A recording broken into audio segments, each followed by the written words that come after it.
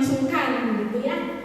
Kemudian dan bentuk fisik lainnya mungkin ingin diubah juga sesuka hati, tetapi dengan catatan biayanya tidak murah dan resikonya sangat besar.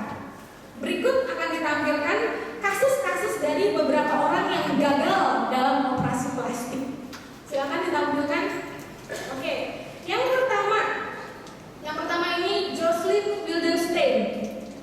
Dia diduga menghabiskan hampir 4 juta US dollar atau 40 miliar rupiah kalau dirupiahkan untuk melakukan bedah plastik selama bertahun-tahun. 40 miliar lumayan ya buat apa? Beli rumah, beli ruko ya, beli apa aja gitu ya, timbang oplas. Nah kemudian dia juga dikatakan kecanduan operasi plastik dan akhirnya wajahnya itu seperti yang ditampilkan ini ya. Itu perubahan wajahnya tahun 1970 masih cantik ya. Kemudian operasi plastik tahun 98 masih cantik lah. Kemudian tahun 2003 sudah terjadi perubahan yang luar biasa. 2008 semakin kelihatan perubahan akibat operasi plastik. Sekarang 2014 saya nggak tahu ya sudah seperti apa. Kemudian yang kedua, Lynn Tolley. Dia adalah seorang mantan stripper dan hostess klub malam VIP di Las Vegas. Dia sangat terobsesi untuk memiliki tubuh yang seksi. Jadi dia menjalani implan dan kemudian implannya itu bermasalah dan dia juga hampir mati. Implannya itu bermasalah, jadi dia susah bernafas karena implannya bermasalah. Kemudian yang ketiga Jackie Stallone. Dia adalah ibu dari aktor terkenal Sylvester Stallone. Ia telah melakukan banyak operasi plastik. Berbagai operasi plastik sudah dia coba, baik facelift, angkat alis, lalu memancungkan hidung, lalu bibirnya entah diapain, disulam bibir kali ya, dan lainnya. Dia sudah jalani semua prosedur operasi plastik secara lengkap. Nah, kemudian saya ingin kita mencoba membandingkan dengan sesosok orang ya dalam sebuah video. Boleh kita tolong untuk diputar videonya biar kita lihat, kita bandingkan. Una guitarra especial, ¿no? Estaba una guitarra ahí que era de mi papá y empecé a jugar con ella un día después al principio. Pero solo era algo que estamos tratando, no era algo que de verdad pensé que les iba a unir un día como música. I hear the Lord. Holy Father, we are proud to present to you Tony Melendez. Yo soy Tony Melendez y nací en Nicaragua, pero he vivido aquí en los Estados Unidos casi toda mi vida. Soy cantante, guitarrista. Vinimos aquí a los Estados Unidos porque había niños sin brazos y la medicina de Nicaragua no estaba tan avanzada. Como yo nací así sin los brazos y una medicina que se llama talidomida, le daron a mi mamá eso cuando ella estaba embarazada conmigo y por esa razón no tengo los brazos. Al principio yo estaba tan chiquito, no entendía que no tenía los brazos. Ya cuando estaba un poquito más mayor, ya los niños, no tiene brazos, gritaban y los dolía el corazón, me dolía mucho. De joven yo tuve que aprender a usar estos pies. Yo quería ayudarme solo, yo escribía con los dedos de mis pies, jugaba todo con los dedos de los pies. Tengo 2 hermanas y un hermano. Mi hermano y yo trabajamos juntos. Mi mamá y mi papá, ella todavía vive, mi papá ya murió. Pero yo veo ahora de lo que ellos daron en ese tiempo de amor. Mi papá sacrificó mucho. Él dejó su país para traer a su niño. Él era el que me decía, Tony, tienes que tratar, tienes que hacerlo solo. Yo siempre soñaba de un día casarme, pero de joven las señoritas se corrían porque, ay, muchachos en brazos. Pero al fin yo llegué a mi hija es lindísima, se llama Len, para mí es fuerza, no voy a estar solo. Tuvimos que adoptar los niños porque no pudimos tener niños. La música empezó de chiquitito. Mi mamá cantaba, mi papá tocaba la guitarra. Yo creo que yo decidí eso también. No lo puedo dejar como Josefina nomás para yo poder tocar la guitarra. Pero al final la guitarra es diferente. Y yo practicaba hasta de unas 6 a 7 horas. Y con eso la música empezó a unirse como música.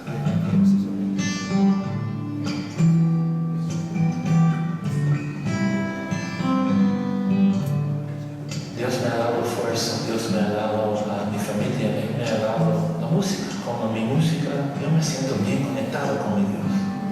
Eso me ayudó a crecer, me ha calmado el corazón.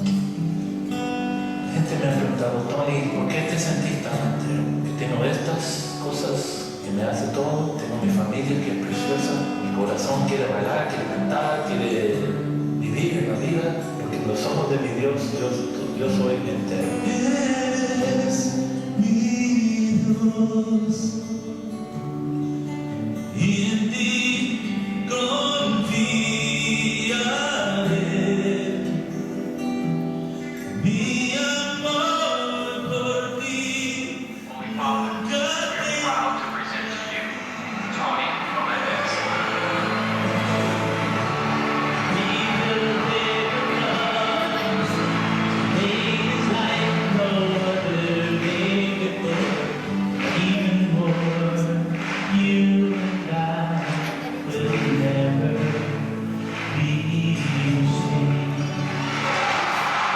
Saya boleh langsung dimatikan.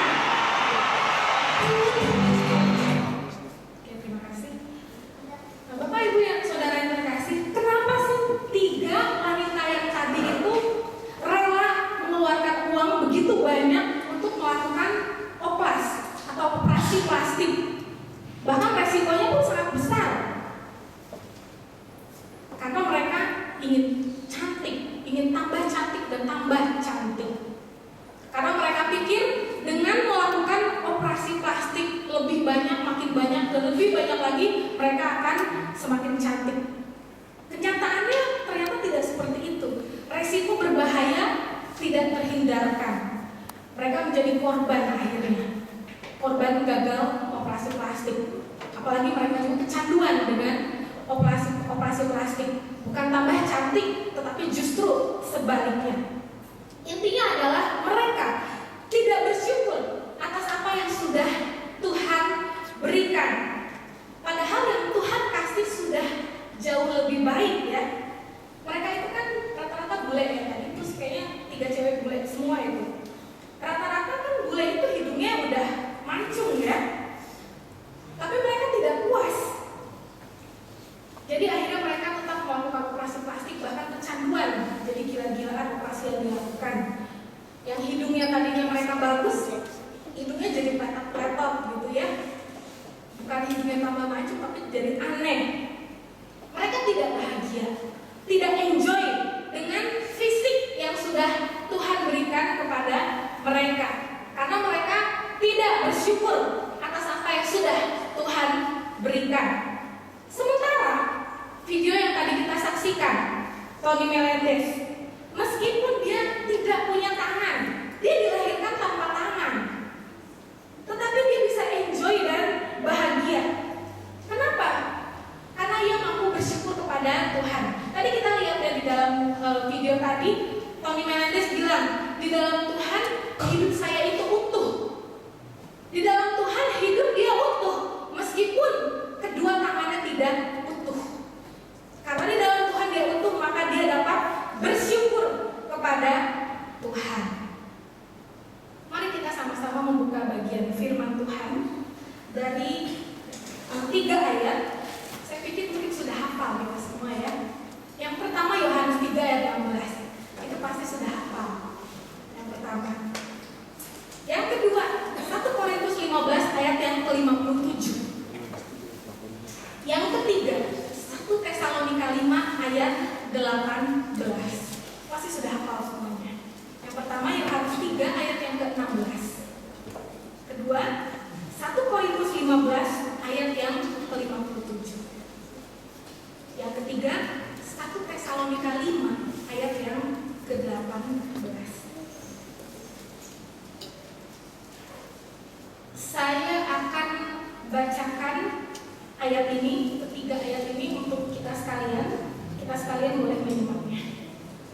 Pertama Yohanes 3 ayat 16. Karena begitu besar kasih Allah akan dunia ini, sehingga ia telah mengaruniakan anak yang tunggal, supaya setiap orang yang percaya kepadanya tidak binasa, melainkan beroleh hidup yang kekal. Yang kedua 1 Korintus 15 ayat 57. Tetapi syukur kepada Allah yang telah memberikan kita kemenangan oleh Yesus Kristus Tuhan kita. Yang ketiga, 1 Tesalonika 5 ayat 18. Mengucap syukurlah dalam segala hal, sebab itulah yang dikehendaki Allah di dalam Kristus Yesus bagi kamu. Bapak Ibu yang terkasih, kasih Allah kalau diterjemahkan ke dalam bahasa aslinya dapat dikatakan adalah kasih yang tanpa syarat. Ini adalah kasih yang termegah, kasih yang tiada taranya kepada manusia, karena Allah begitu mencintai manusia. Kasih seperti ini sempurna, sempurna di dalam ketulusan, sempurna di dalam kemurnian. Tidak ada cacat sedikit pun di dalam kasih ini. Kasih ini tidak pernah ragu untuk berkorban. Dan kasih ini digenapi di dalam Yesus Kristus, agar kita, yaitu saya dan saudara yang percaya kepadanya, tidak binasa. Bapak Ibu Saudara yang terkasih, coba kita pikirkan mengenai pribadi Tuhan Yesus. Simpel saja, Tuhan Yesus itu adalah Tuhan kita, betul ya? Tuhan yang tertinggi, Dia yang tertinggi, tidak ada yang lebih tinggi daripada Dia. Berarti Tuhan Yesus itu lebih mulia daripada raja-raja yang ada di dunia ini. Berarti Tuhan Yesus itu jauh lebih kaya daripada konglomerat-konglomerat yang ada di dunia ini. Berarti Tuhan Yesus juga lebih hebat daripada orang-orang terpandang dan orang-orang yang berkuasa di dunia ini. Tetapi karena kasihnya yang tiada taramnya kepada kita, kepada saya dan saudara, Ia rela turun ke dunia ini, dilahirkan menjadi bayi miskin yang tidak berdaya, dan sampai pada akhirnya menggenapkan karya keselamatan, pengorbanan yang tiada taranya di atas kayu salib untuk menebus saya, menebus dosa saya dan juga dosa saudara. Coba kita renungkan baik-baik. Di manakah kepantasan kita untuk mendapatkan kasih Allah? Di manakah kepantasan saya dan saudara untuk mendapatkan kasih Allah?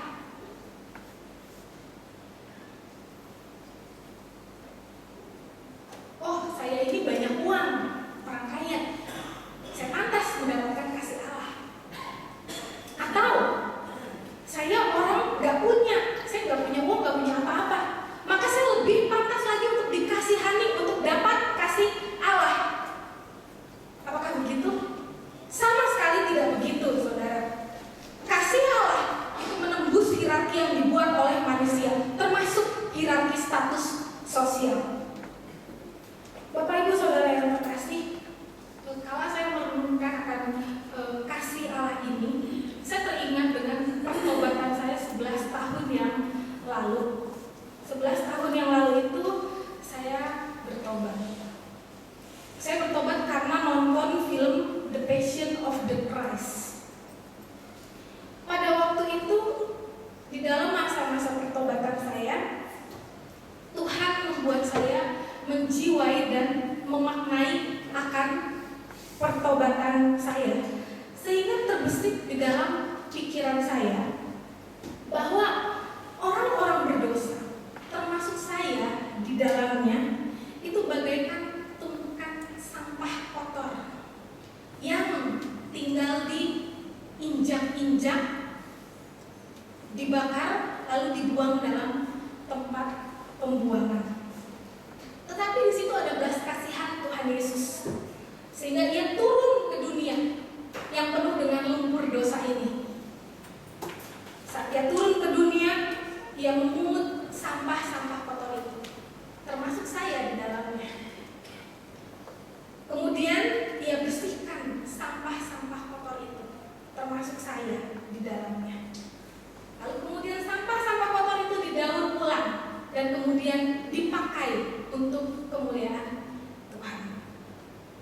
Bapak Ibu Saudara yang terkasih, itulah kasih Allah, teramat sangat besar, teramat sangat megah, melayakkan yang tidak layak, memantaskan yang tidak pantas. Siapa saya? Siapa kita sehingga pantas menerima kasih Allah? Kita sesungguhnya bukan siapa-siapa di hadapan Allah, tetapi kita dijadikan siapa-siapa oleh karena anugerahnya. Tanpa kasih Allah, maka saya dan saudara hanya akan menjadi, maaf, tumpukan sampah kotor yang tinggal dibakar dan dibuang dalam tempat pembuangan, binasa dalam kekekalan untuk selama-lamanya. Tetapi kasih Allah telah menyelamatkan kita, menyelamatkan saya, dan menyelamatkan saudara dari hukuman kekal, sehingga kita tidak perlu takut lagi terhadap maut, karena kita sudah mempunyai jaminan dari kasih Allah untuk hidup yang kekal di surga kelak. Kita sudah mendapatkan kasih Allah yang begitu besar. Tentu sudah seharusnya kita bersyukur kepada Tuhan. Maka Paulus di dalam 1 Korintus 15 ayat yang ke-57 dia mengatakan, tetapi syukur kepada Allah yang telah memberikan kepada kita kemenangan oleh Yesus Kristus Tuhan kita. Paulus itu tahu betul akan kasih Allah di dalam hidupnya, sehingga ia bersyukur atas kasih Allah yang telah tercurah dalam hidupnya. Dia sadar sebelum dia mengenal Kristus, dia adalah orang yang sangat jahat. Dia adalah seorang pembunuh para pengikut Kristus, penganiaya para pengikut Kristus. Tetapi setelah dia mengalami kasih Allah, dia bersungguh-sungguh untuk mengikuti Kristus. Dia sadar betul dia bukan siapa-siapa di hadapan Tuhan. Dia tidak layak di hadapan Tuhan, tetapi dia sadar Tuhan melayakkan dia, sehingga Paulus tidak ragu untuk mempersembahkan seluruh hidupnya kepada Tuhan. Maka dia habis-habisan untuk Tuhan, karena dia sadar betul betapa tidak layaknya dia untuk dikasihi, tetapi Tuhan telah melayakkannya. Rasa syukur Paulus kepada Tuhan sangat besar. Itu terlihat sekali dengan jelas dalam setiap surat-surat Paulus. Kalau kita perhatikan, di dalam surat Paulus, dia selalu mengawalinya dengan ucapan syukur. Selalu. Dia selalu awali dengan itu. Paulus, ketika dia mengucapkan syukur kepada Tuhan, bisa dikatakan ucapan syukurnya itu tidak tergantung kepada situasi dan kondisi. Sama sekali tidak bergantung situasi dan kondisi. Sama sekali tidak dipengaruhi oleh situasi dan kondisi. Sama sekali tidak. Kenapa? Karena di dalam pelayanan Paulus itu banyak sekali tantangan.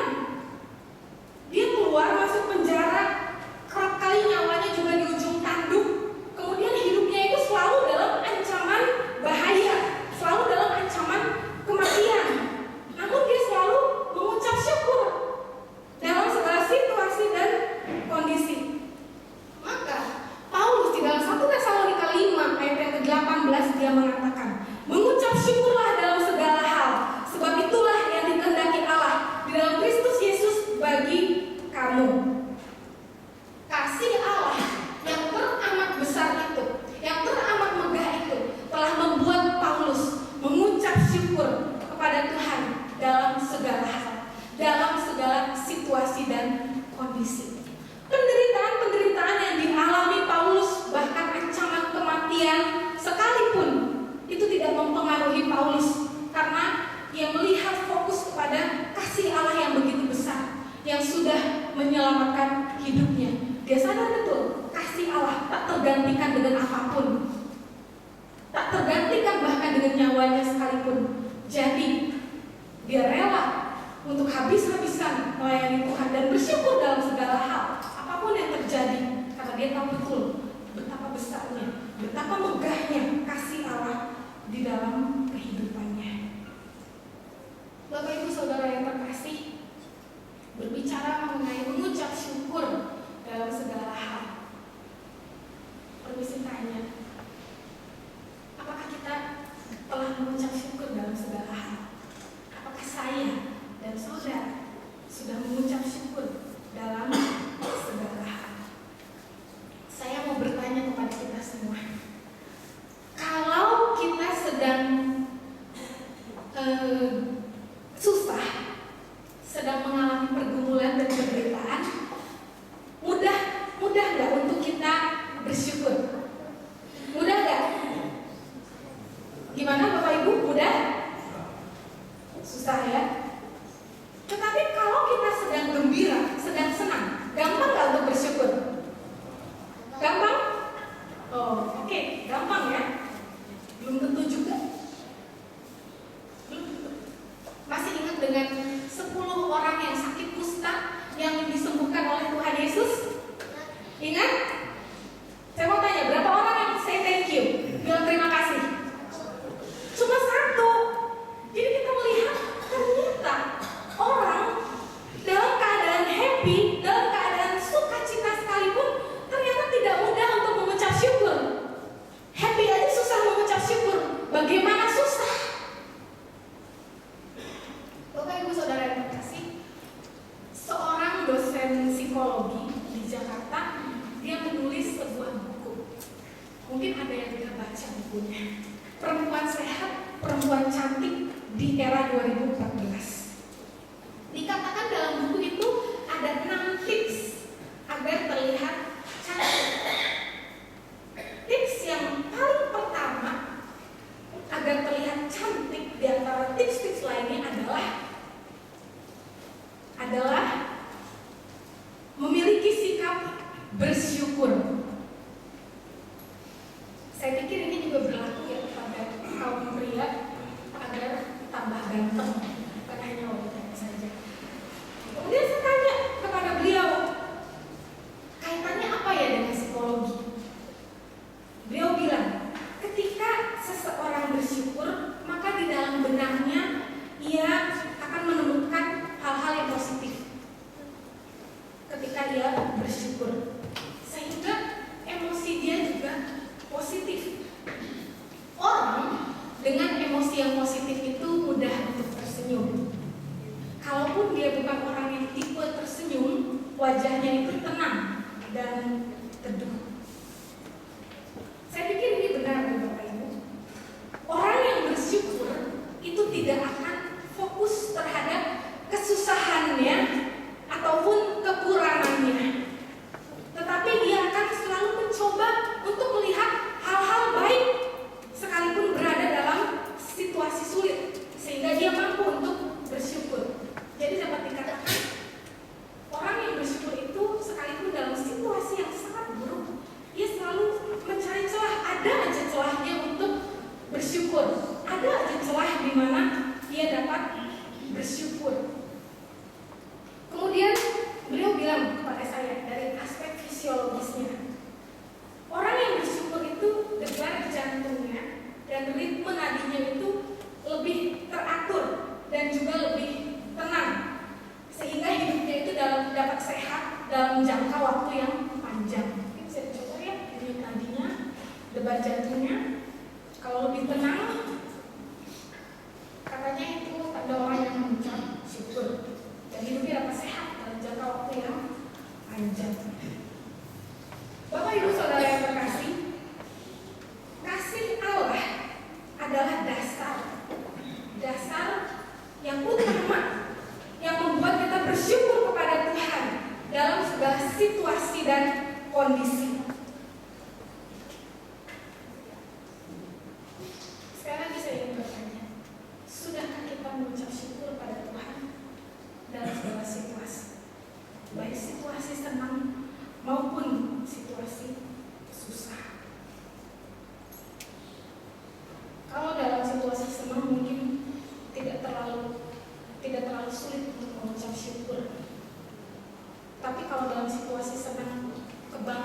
tidak mengucap syukur itu kebangetan sekali ya, Bapak Ibu. Seharusnya dalam situasi senang mampu untuk mengucap syukur. Tetapi mungkin kita mengalami pergumulan saat kita mengalami situasi yang sulit di dalam kehidupan kita. Mungkin ada sakit penyakit, lemah tubuh, mungkin juga ada problem dalam kehidupan rumah tangga, problem dalam pekerjaan, problem dalam keuangan, problem dalam relasi dengan teman, antar keluarga dan sebagainya, dan setumpuk permasalahan lainnya. Mungkin kita bergumul untuk mengucap syukur dalam kondisi seperti itu. Tetapi di sini Tuhan menghendaki kita agar dalam segala situasi kita dapat selalu mengucap syukur.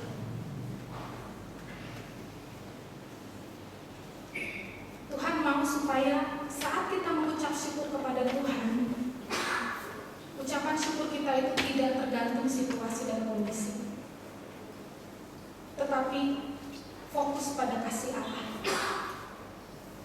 Kasih Allah yang teramat sangat besar dan megah, yang tak terlukiskan, yang tak terkatakan, itulah yang menjadi dasar untuk kita bersyukur. Kasih Allah sudah jauh mencukupi, bahkan lebih dari cukup di atas seluruh pergumulan kehidupan. Itulah yang Tuhan kehendaki bagi kita, mengucap syukur senantiasa dalam segala hal. Memang tidak mudah saat mengalami situasi sulit, tidak mudah. Tetapi Tuhan menghendaki kita untuk mampu mengucap syukur dalam segala situasi dan kondisi. Tidak mudah bukan berarti mustahil. Tidak mudah, justru kita butuh kekuatan dari Tuhan agar kita dapat melihat betapa besarnya kasih Allah dalam kehidupan kita. Dan itulah juga yang akan menjadi kekuatan kita dalam menghadapi setiap pergumulan-pergumulan yang ada, yang menjadi penghiburan kita juga dalam menghadapi persoalan-persoalan yang ada di dalam kehidupan kita. Love of God makes me grateful. Saya mengajak kita semua untuk bangkit berdiri. Mari kita bangkit berdiri. Biarlah firman Tuhan boleh semakin menguatkan kita dalam momen-momen menjelang tahun baru. Kita naikkan pujian Give Thanks.